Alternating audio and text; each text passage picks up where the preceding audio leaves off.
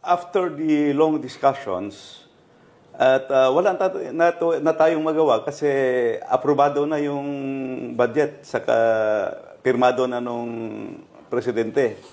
So the next step, and that's the only step we can go to the Supreme Court.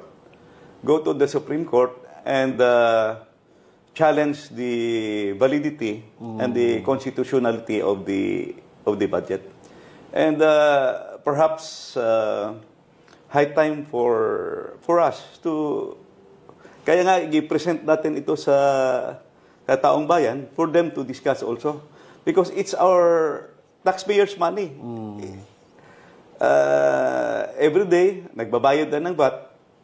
Bawat kilos natin, pag sakay natin ng sasakyan, pagbuhos ng gasolina, pagbili ng asukal, punta ka sa grocery, punta ka sa restaurant, kada kilos mo, magbabayad ka ng VAT. So, it behooves upon us to know. It is our right to know kung ano ba talaga nangyari. You know, since time immemorial, the truth will out as it always will. Lalabas talaga. Lalabas ang katotohanan.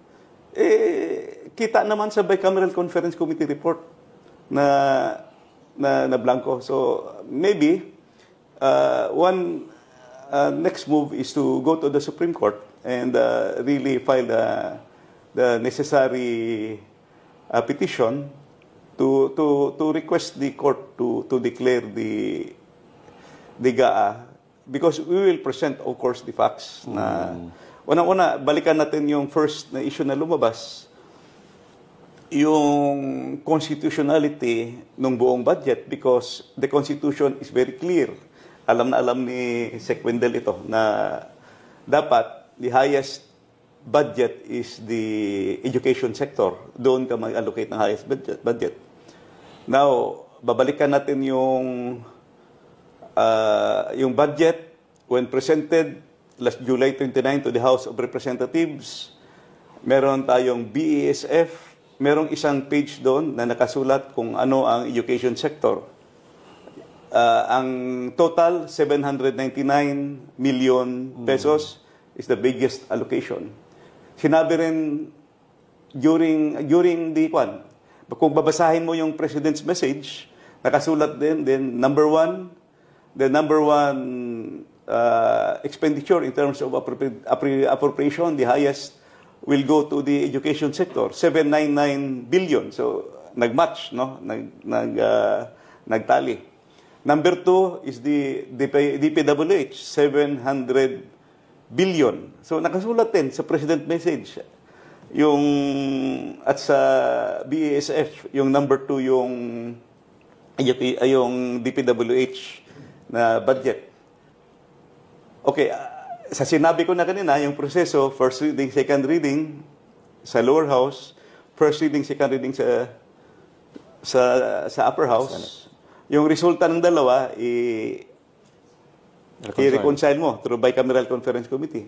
Yung output ng Bicameral Conference Committee is clear na binawasan nila ng 31 billion yung 799 billion ng education sector. At dinagdagan ng 288 billion yung DPWH. So 1.1 trillion ng DPWH, overtaken talaga. Kahit idagdag mo pa yung mga dinagdag nila, which I think nag-imbento na yun. Kasi nandoon sa BESF at saka nandoon sa President's message yung pag-submit, sinabi na doon na yung totals na doon na. So, dapat yung plus minus mo doon na sa BICAM.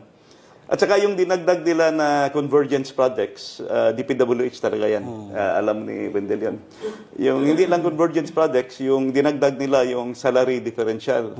Siyempre, mas malaki yung salary differential for the teachers kasi malaki yung teaching force compared to the DPWH employees. However, since time immemorial, pagpasok ko pa sa Kongreso, nandyan yan sa MPBF. MPBF talaga yan. Paano mo ipasok sa education sector, idagdag yan. So, kahit anong engineering pa or re-engineering yung gagawin mo, mataas na talaga itong 2025. mas mataas ang public works budget, which makes it unconstitutional. So that will be raised also. And may laking question, bakit binawasan yung or tinanggal yung budget ng PhilHealth? The health advocates, health sector, maraming doctors are questioning bakit tinanggal yung 74 billion doon. The 74 billion there is intended for the indirect beneficiaries of the PhilHealth. Kasi yung iba naman, yung direct, ay meron naman yun silang, nagbabayad sila ng premium, deduction yun sa salaries. Yung indirect beneficiaries, binabayaran natin yun, galing yan sa sin tax law. Yung sinasabi ni Sequendel na may mga automatic appropriations, meron tayong tinatawag na earmark funds. Because the sin tax law says the increment of 103, Republic Act 10351, yung 80% yan will go to universal healthcare. So universal healthcare, that will be the insurance coverage of the indirect beneficiaries. More or less, figures na kita ko that time was, there were 25 million indirect beneficiaries. Yun yung mga senior citizens, mga 4-piece beneficiaries, yung mga PWDs. So, saan ngayon kukuha ng pambayad ng premium nila for PhilHealth? Saka, when you talk of economic development, isama mo talaga yung health sector. Kasi kailangan mo ng mga malulusog na Pilipino for us to develop. Second question, actually binawasan yung budget ng 4-piece. Binawasan nila ng 50 billion. Hindi mo ba alam na, or hindi nyo ba alam na yung 4-piece is a poverty reduction program of the government?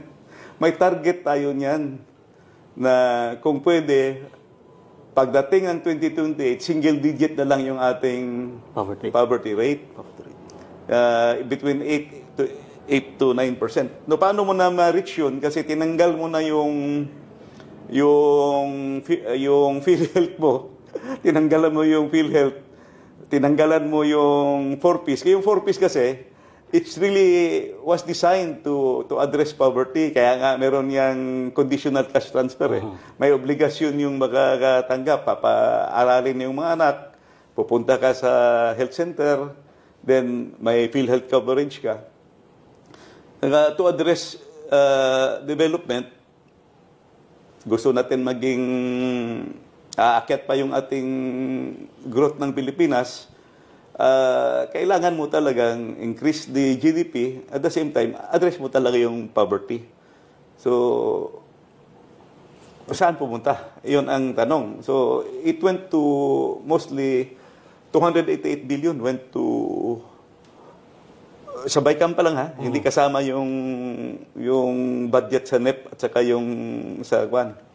Sa NEP yung infra budget tinagdagan ng 288.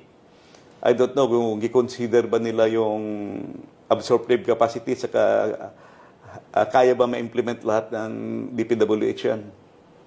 So there are really a lot of issues in this budget na dapat iakyat talaga sa Korte Suprema.